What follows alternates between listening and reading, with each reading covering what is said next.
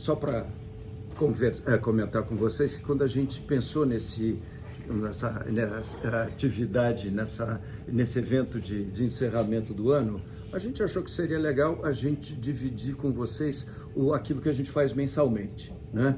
Quer dizer, mensalmente a gente reúne o comitê de investimento, a gente faz uma série de análises com relação a cenário econômico, com relação a mercado, com relação a perspectivas, e a gente disse, olha, embora o comitê de investimentos mensalmente esteja aberto para quem quer participar, é sempre mais difícil, a gente faz durante a semana, tal e coisa, então, disse, olha, talvez seja interessante a gente convidar todo mundo aqui, mais nesse momento de mercado, né, encerramento do ano, mostrar para vocês como a gente faz mensalmente, né?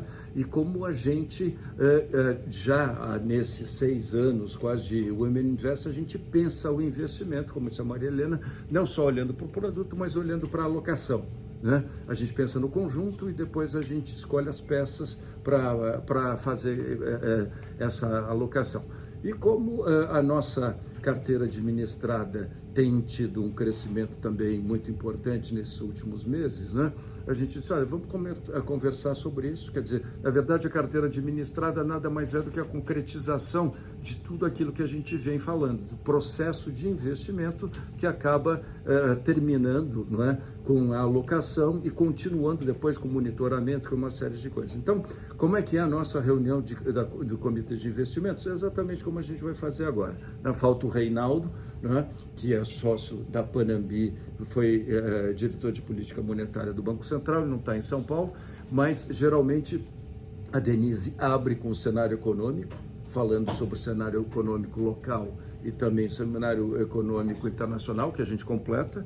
Depois a gente fala sobre o mercado, quer dizer, a gente faz uma recapitulação sobre como se comportaram os diversos ativos, né? Com foco principalmente na parte de renda fixa, né? E depois eu entro, né, tentando fazer um apanhado geral daquilo tudo e colocando a sugestão de, eventualmente, alguma modificação na nossa alocação.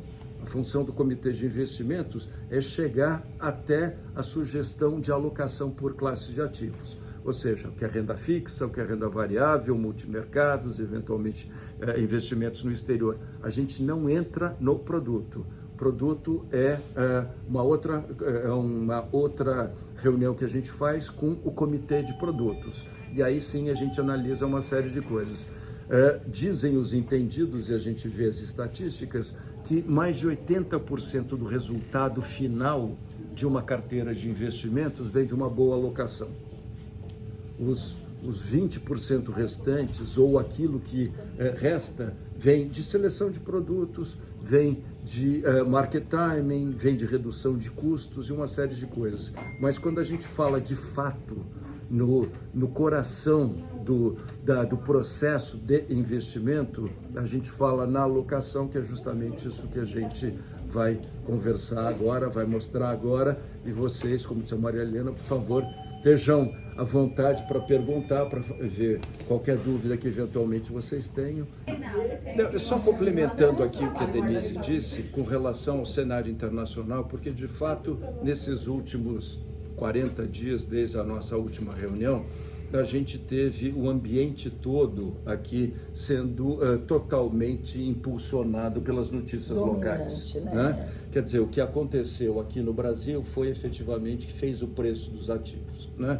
Hoje a gente teve efetivamente um pouco de influência lá fora, quer dizer, o Banco Central americano sinalizou uma redução de 1/4 de ponto percentual, mas, ao contrário do que se esperava, ele sinalizou também para o próximo ano apenas 2 cortes e não 4 cortes como estavam sendo esperados.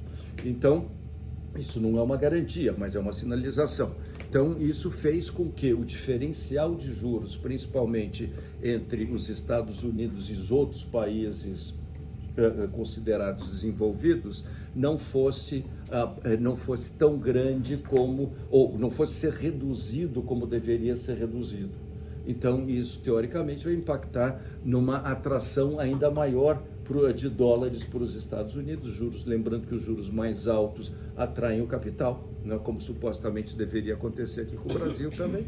E aí, na verdade, esse diferencial não sendo reduzido como deveria ser reduzido, isso vai fazer com que os Estados Unidos ainda continuem atraindo uma boa parte de capital, o que faz com que o dólar se fortalecesse. Né? Então, hoje, a gente estava com o dólar hoje a 6,16 no começo da tarde, e ele chegou a 6,29, justamente porque o Banco Central americano mostrou que o Banco Central na verdade o Banco Central americano reduziu a expectativa de juros mais baixos para o próximo ano. Então, essa foi a razão. Mas, se referindo aqui aos últimos 30, 40 dias, de fato não houve lá fora nenhum dado que tenha feito ou que pudesse fazer com que houvesse qualquer preocupação externa que isso refletisse nos preços dos ativos aqui no Brasil. Mesmo com todos os fatos geopolíticos que aconteceram nesse período, não é? Quer dizer, com destituição aí do governo na Síria, algum tipo de movimentação de Israel aproveitando isso tudo que está acontecendo, mas a grande realidade é que hoje os fatos geopolíticos não têm atuado de uma forma importante sobre os ativos internacionais, as commodities, ou seja lá o que for.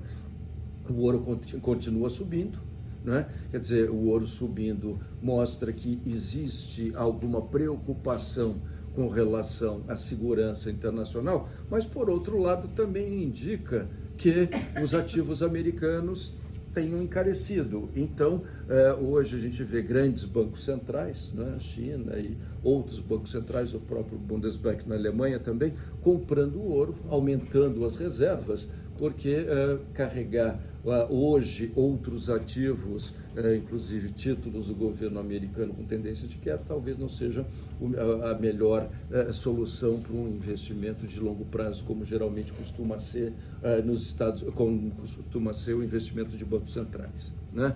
Então, vou fazer aqui um pouco, às vezes, do Reinaldo, sem, obviamente, o mesmo brilhantismo, mas vou mostrar para vocês aqui o seguinte. Essa tela mostra a mudança que houve no panorama dos ativos desde a nossa última reunião, ou seja, tudo aquilo que aconteceu durante o mês de novembro. Não sei se vocês estão conseguindo ver aí de trás, mas só aqui, o que acontece aqui, aqui a gente tem vários ativos, e são os ativos que a gente utiliza aqui no Brasil, né? Então, nesse mês de novembro, a gente teve o dólar disparado na frente, né? Só no mês de novembro, dólar laranja, né? O dólar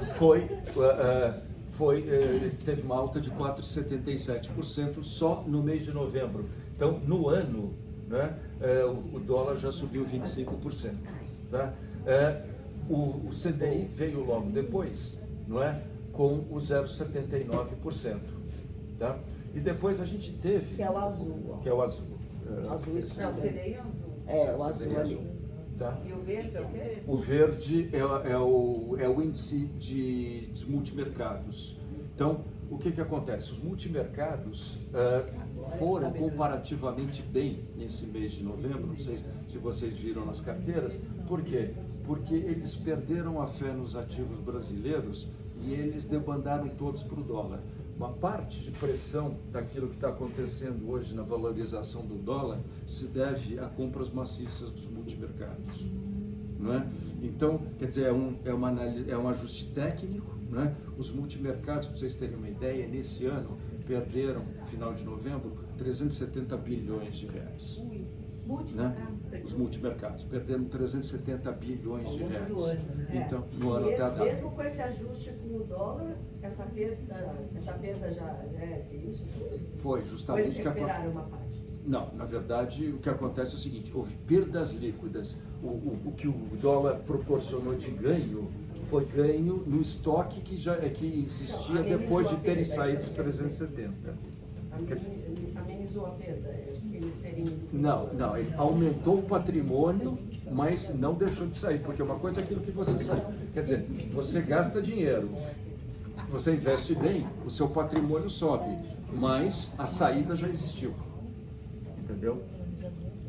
Então é isso, quer dizer, o dinheiro saiu, os 370 saíram. Como alguns multimercados subiram, o estoque remanescente depois desses 370 bilhões, né, fez com que os patrimônios subissem um pouco, mas o que saiu. Então a diferença foi bastante grande. Né?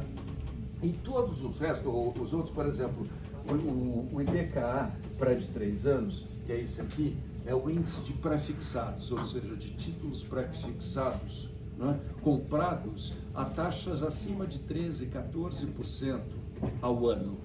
E mesmo assim, né, pelo fato dos juros terem subido muito, né, eles acabaram caindo aqui 1,73%. Né? Então, quando a gente olha isso aqui, esses retornos aqui em novembro, e a gente vê o que aconteceu no ano, a gente vê como é difícil fazer com que uma carteira diversificada dê resultado. Né? Isso por quê? Porque aqui no Brasil a gente não tem, talvez, aquilo que seja a premissa básica de investimento, que a cada retorno, né, ou para você ter retornos mais altos, você precisa assumir riscos mais altos também. Né? Quer dizer, o que é o retorno mais alto? O retorno mais alto seria justamente você ter um retorno acima do risco zero. Risco zero é o CDI, ou seja, aquilo que o governo paga para você e que, em princípio, está livre de risco. Né? Mas, se você for considerar o retorno que dá, e aí a gente vai ver outro gráfico aqui, do Bovespa contra o CDI, mesmo no longo prazo, a tese das ações fica completamente nula, ela fica desarmada. Ou seja, no Brasil, a gente não vai ter uma recompensa pelo risco assumido quando a gente considera ações. Então, isso daqui é só para mostrar para vocês que, de fato, a nossa vida no mês passado não foi fácil, porque gera resultado quando a gente tem títulos, quando a gente tem classes de ativos significativas. Não sei, deixa eu ver. Precisa de alguém como você. Eu fico imaginando um desses de até dezembro de 20 de dezembro. O laranjinha vai estar mais para cima. O laranjinha vai estar mais para cima. Vai lá, cabe tudo. Peraí. Eu estou pilotando uma máquina que não é minha, então. O que é esse último? Agora a gente leu. Continua. Vê. O que é esse UI renda real atual?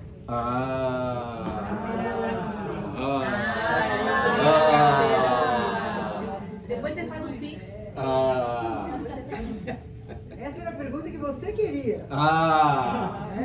Bom, segura um pouquinho. Ninguém está me chamando. Segura um pouquinho. Mas é porque. Perguntou antes da hora. Já chega a resposta. Tá? Tá mexendo. Aí. Mas aqui acho que já passamos por aqui, Rafa. Já? Já. Agora foi. Vai no Agora anterior, foi. por favor. Vamos lá, isso. Todo mundo consegue ver? Não, se conseguir. Então, pode. Isso aqui. Isso. Pouco mais. Isso. Mantém aqui. Eu vou descendo, vai me Tá bom. instruindo. Tá. Então, o que acontece? Esses daqui são os perfis de risco com os quais a gente trabalha. Tá?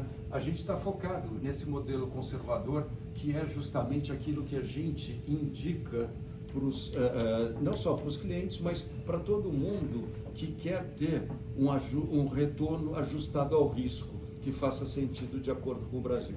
Ou seja, a gente chega, como eu disse, à conclusão de que não é adicionando risco que a gente tem um retorno proporcional. Eu vou ter ações, porque tendo ações, em algum momento essas ações vão dar resultado para mim. A gente olha para trás e vê que a coisa não é bem assim. Então, aonde a gente consegue maximizar a relação risco-retorno? a gente acha que é justamente nessa parte de carteira de renda fixa, que a gente pode inclusive colocar alguma coisa como multimercado ou algum ativo internacional, mas que agora a gente está 100% colocado na renda fixa.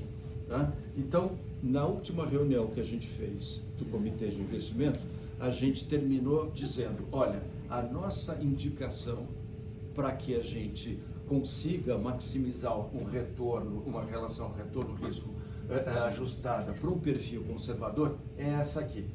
Pós-fixado. O que são os pós-fixados? São essencialmente os títulos atrelados ao CDI, que a gente viu no outro slide, que foi aquilo que deu mais durante esse ano, com exceção do dólar. Tá? Então, 2/3 da carteira, para diminuir volatilidade, para reduzir risco da carteira, risco de volatilidade, a gente acha que a gente deve colocar no CDI. O pré-fixado, mesmo com taxas altas, não é? Ainda não deu para nós uma segurança para que a gente possa chegar, como disse a Denise, e fazermos uma alocação maior, porque a gente tem a perspectiva de queda de juros. Né? A gente conversa muito sobre isso, quer dizer, quando a gente começou esse ano, um bom pré-fixado pagava alguma coisa como 10%. Hoje a gente já passou de 15%. Né? Então, o que acontece é o seguinte, e é um pré-fixado que a gente usa, como vocês viram, um período relativamente curto, que é um período de 3 anos, ou seja, se os juros subirem, a gente depois de 3 anos, que não é um prazo assim tão longo, a gente pode realocar. Mas o que acontece é que hoje os juros estão subindo tão rapidamente que muitas vezes a gente, mesmo com bons retornos, a gente acaba tendo sempre uma defasagem naquilo que a gente poderia ter se fizesse um investimento naquele momento. Então, a gente tem exatamente o mesmo aquilo que a gente teria em qualquer outro momento, ou seja, menos do que isso, a gente perde eventualmente uma chance de uma recuperação de mercado, que pode acontecer por uma série de motivos, como a Denise disse aqui, a gente já fala sobre isso também. A única certeza que a gente tem no Brasil é que o futuro vai ser diferente do que a gente imagina. Tá certo? Até o passado é incerto. Até o passado é incerto. Então, quer dizer, a gente, quando começou o ano, trabalhava com um cenário, né, que era um cenário de redução de juros, o mundo inteiro reduzia juros, o Banco Central brasileiro foi pioneiro tanto na alta como na redução de juros, estava tudo muito bem, até que uma determinada reunião, que veio numa sequência de arcabouço fiscal, de metas fiscais que ficaram desconsideradas naquele momento, o mercado começou a dizer, opa, peraí, que tudo aquilo que a gente estava acreditando parece que não vai se concretizar. Então, efetivamente, o que a gente fez foi justamente manter o pré-fixado sem apostar e que a gente está entrando no melhor momento do mercado. Né? Quer dizer, mas na última reunião a gente até discutiu, né? Mesmo esse 10 em pré-fixado, eu não tenho certeza se deveria ficar. Isso por quê? Porque a gente chega num momento aqui que a gente já tem 2/3 de pós-fixados. Né? O nosso compromisso aqui, não é fazer com que a gente tenha a melhor relação risco-retorno, não mês a mês, mas num período de tempo. Né? Então, o que acontece é o seguinte, isso tudo que está acontecendo pode e deve ser revertido em algum momento que a gente não sabe qual é. Se a gente estiver totalmente fora do mercado, a gente corre o risco de perder um eventual retorno e fazer com que o nosso rendimento seja bom. Então, isso é dogma na hora de você fazer uma alocação.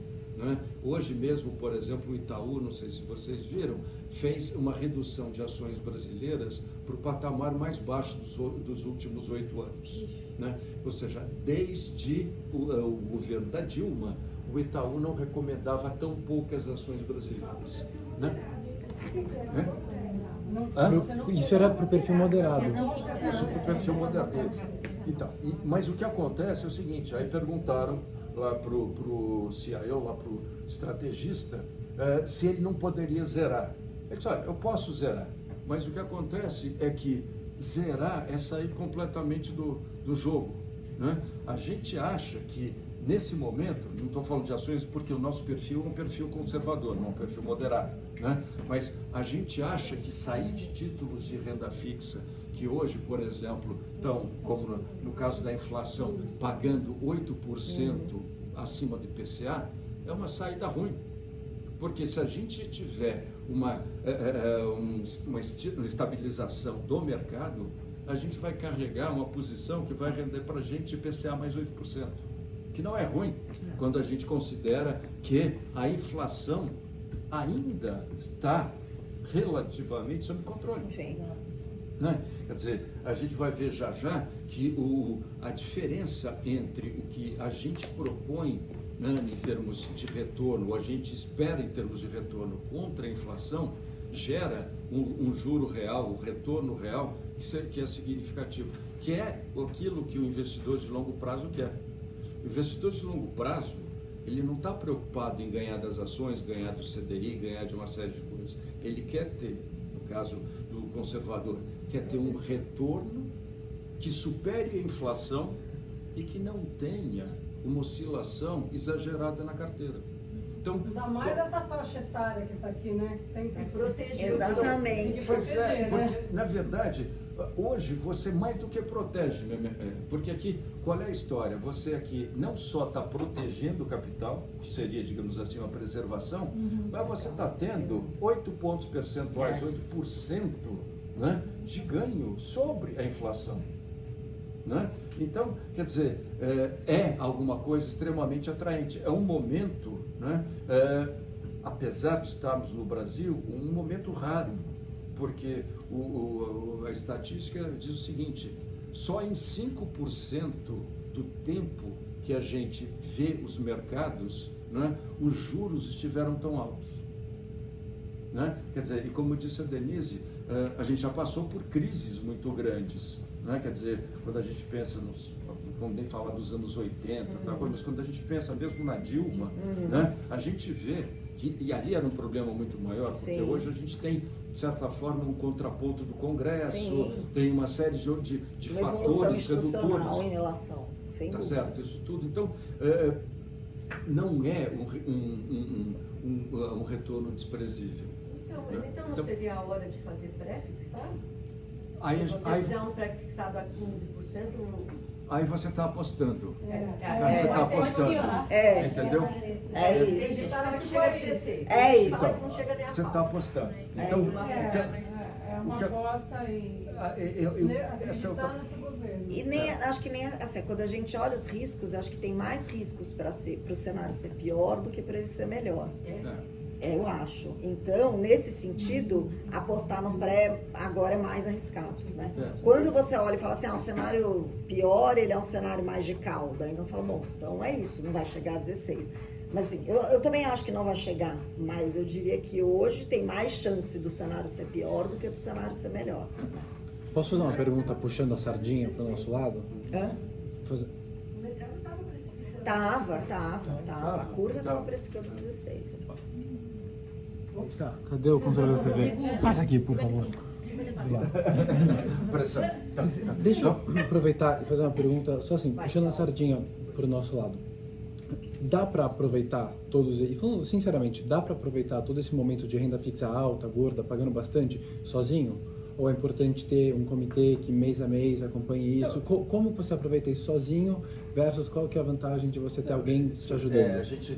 Na verdade, o rebalanceamento é uma coisa importante. Né? Quer dizer, Chama certamente... de rebalanceamento. Traduz seu Volta. dinheiro. O que é o rebalanceamento? Rebalanceamento é você se adaptar às circunstâncias econômicas que mudam. Né? E faz, então, com que você tenha que mudar a sua carteira, os investimentos da sua carteira. Né?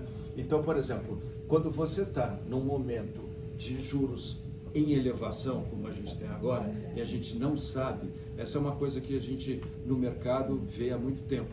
Quando você começa um ciclo de aperto monetário, você só sabe que ele começou. Você não tem a menor ideia do que vai acontecer. Né? Porque isso daqui não é avião que você controla. Não, o aquele efeito negócio. é longo. É longo, demora. Muitas vezes ele é atrapalhado por outros canais, né? Como no momento. Então você sobe os juros, mas você tem a demanda forte, então talvez tenha que subir muito mais. Então você não sabe realmente qual que é o juro necessário para ele respondeu de outra forma. Eu acho que a sua pergunta é super pertinente, mas eu também quero dizer uma coisa em prol de vocês.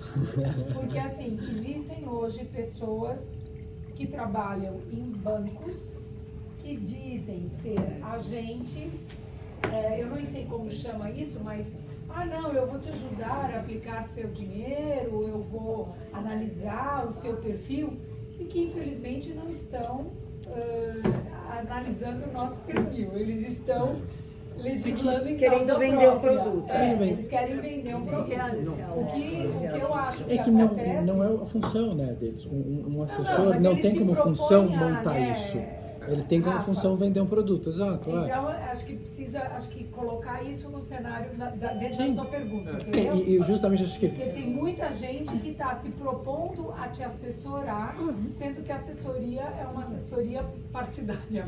Não, mas olha, é carregado mas de... mesmo assim, só aqui complementando aqui, Célia, não, na verdade o que a gente tem é o seguinte, como o mercado muda muito, mesmo que alguém esteja olhando a sua carteira o tempo todo, ela não tem uma eficiência nem de escolha de produto, nem de custos de transação que faça com que aquilo seja viável, né? Então, por exemplo, imagina uma carteira que a gente tem aqui, né, e que a gente dê, por exemplo, uma sugestão, como a Denise estava lembrando, de mudança do pré-fixado de 10% para 5%. Né? Como é que o cara vai fazer? Porque vai sair de 10% e eventualmente vai aumentar o pós-fixado. Se você estiver falando, né, em valores, né, que são relativamente altos, você ainda pode ter essa possibilidade de trocar frações, mas você vai ter um custo atrelado que é alto.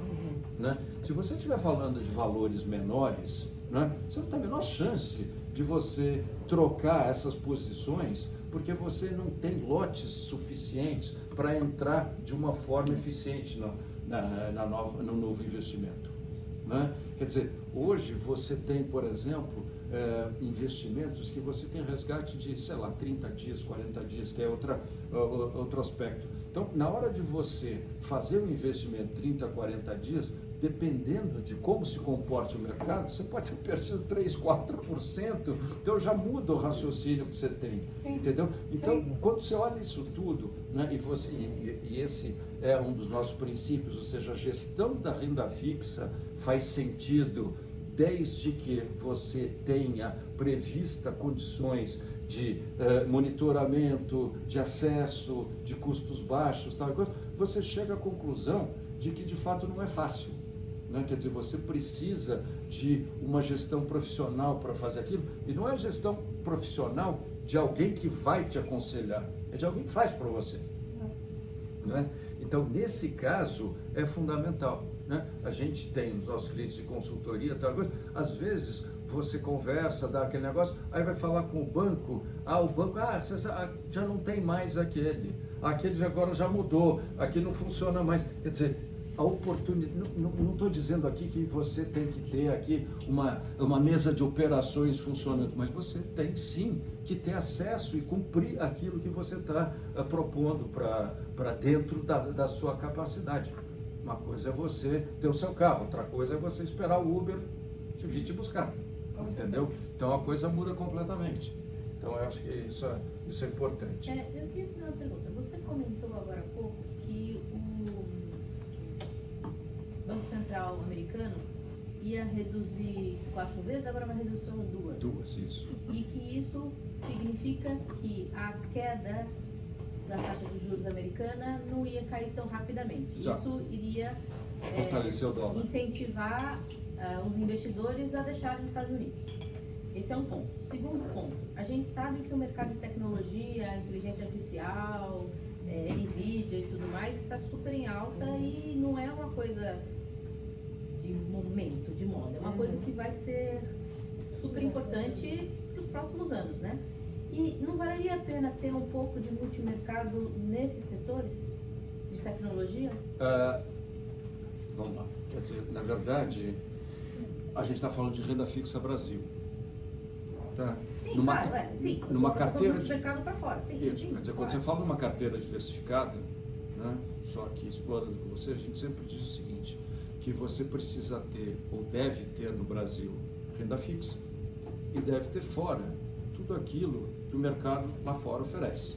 Né? Então, para você investir em ações, o que você espera? Você espera crescimento.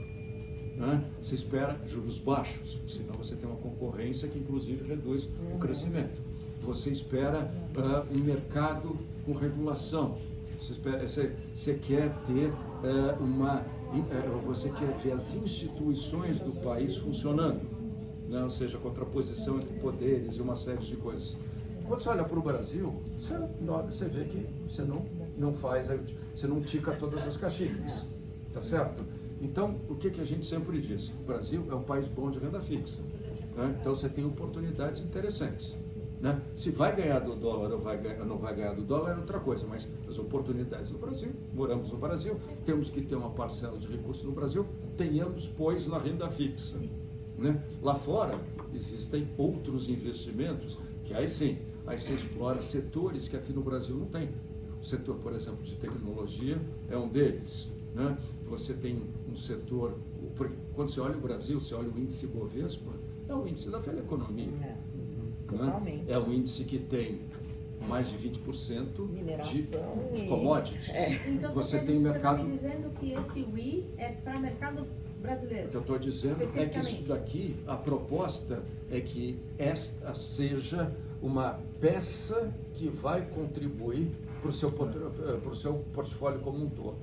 Em vez de você, né? Quer dizer, na verdade, a ideia é mostrar para vocês uma série de coisas e, como o Rafa disse, chegar à conclusão de que, de fato, uma gestão discricionária em cima de uma carteira de renda fixa faz muita diferença. Mas veja bem, a gente super... Ligado ao objetivo da pessoa. Cada um quer investimento no exterior, tem gente que quer. Ela perguntou 100% ou não? Então. Não é 100%. É que, veja bem, isso dá, pensa o seguinte... Não, 100% daquilo da nossa... Se você pegar a perspectiva, quer dizer, da nossa alocação...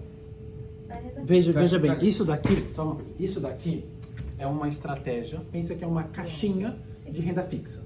O seu patrimônio como um todo, ele vai ter várias classes de ativos. Esse é o princípio da diversificação. O que a gente está olhando aqui é para uma dessas caixinhas. Essa caixinha pode ser, por exemplo, 40% do seu patrimônio.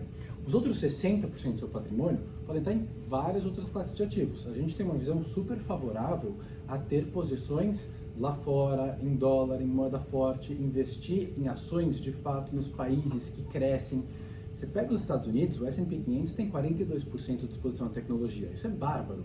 Ou seja, se você quer ter exposição à tecnologia, faz muito mais sentido você ter uma exposição através do índice lá fora do que aqui no Brasil. Porque aqui a gente tem o quê? 2% de exposição à tecnologia? Então veja bem, isso aí, como que a gente chama isso? Building block. Pensa que você tem seu patrimônio como um todo. Para você é 100%, certo? Você pode olhar 50%, vou colocar nos Estados Unidos em dólar. O que eu quero no Brasil, 50%, a gente pode colocar, por exemplo, em renda fixa. Então, esse 100%, ele é a composição desses 50%. É uma caixinha. Isso, a gente está é só para... Porque, veja bem, se você der um zoom out, Reduz isso. você vai ver que a gente tem renda fixa, 100, multimercado, 0, ações, 0. O que a gente está dizendo... dizendo... Os três conceitos, tem aqui os três... Isso. Então, mas deixa eu aproveitar e falar mais uma coisa quando veio esse conceito da carteira administrada. A gente, em março, faz 6 anos, né? E uma coisa que a gente ouve muito as mulheres falarem é: eu quero ter renda.